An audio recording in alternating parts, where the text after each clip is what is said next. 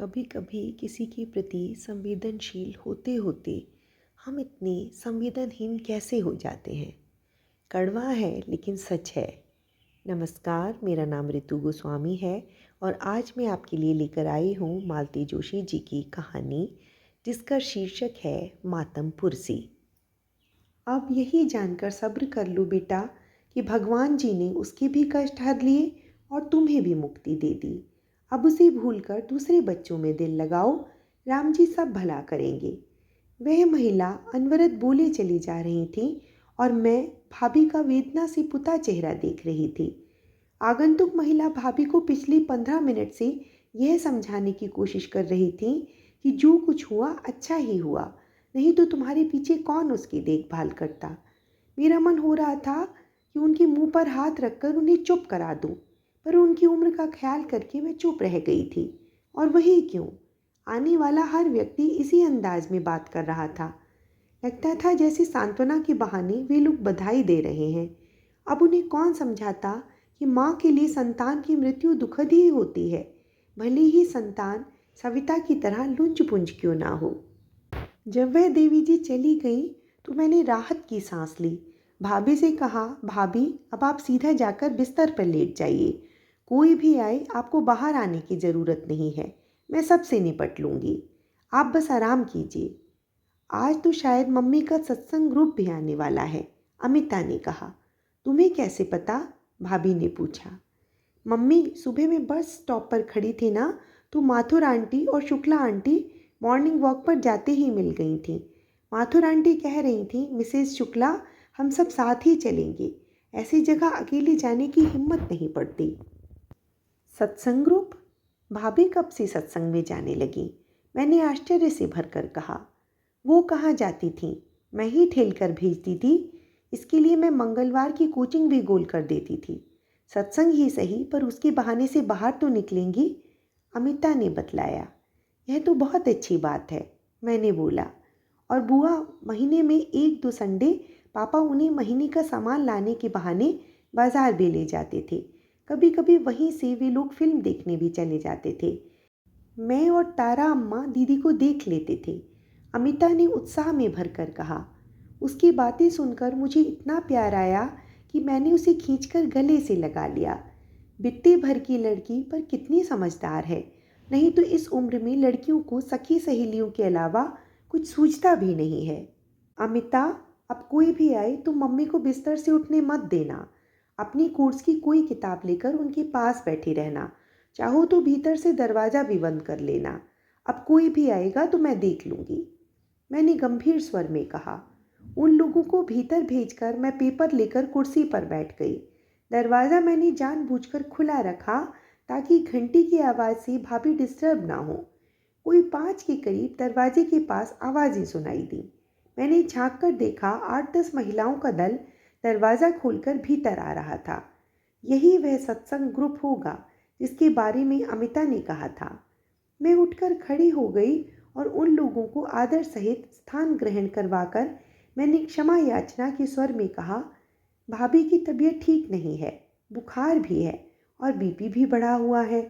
Doctor ने आराम करने को कहा है, बोलने को भी मना किया है।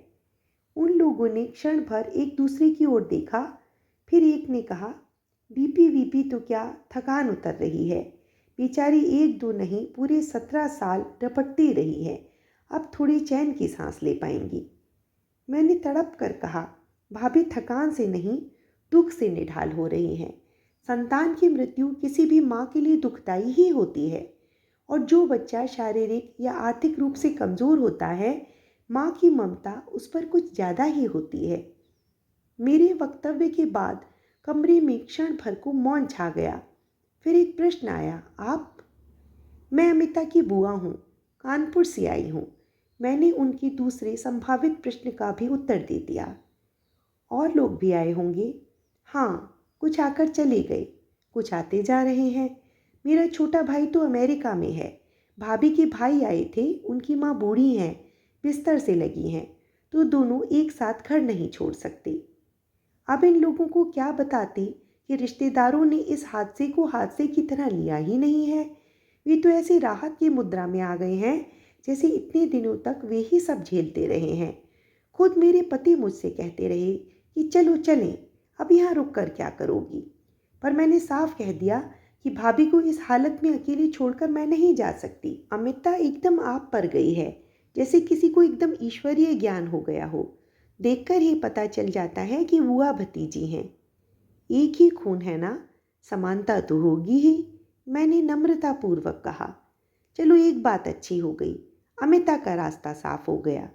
मतलब अब उसकी शादी में कोई अड़चन नहीं आएगी। शादी? अमिता की? अभी तो 12वीं की परीक्षा दे रही है, मैंने कहा। सो तो दे रही है, पर कभी न कभी शादी तो होगी ना। आप नहीं जानती, घर में एक आध बच्चा ऐसा हो तो लोग बिदक जाते हैं।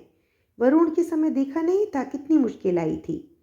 दूसरी ने कहा, वह तो अच्छा हुआ उसने लव मैरिज कर ली, नहीं तो ढंग के रिश्ते ही नहीं आ रहे थे। इतना हैंडसम इंजीनियर लड़का, महीना लाख रुपया कमाने वाला, पर लड़की वालों की आंख में चढ़ता ही नहीं था। एक दो जगह तो मैंने भी बात की थी, पर उन लोगों को यही डर था कि माँ बाप के बाद यह जिम्मेदारी बेटे बहू के गले ही पड़ जाएगी। मैं कहने वाली थी कि भाभी अभी सिर्फ 50 की हैं और भैया 55 की। तभी किसी को याद आया, वरुण नहीं आया।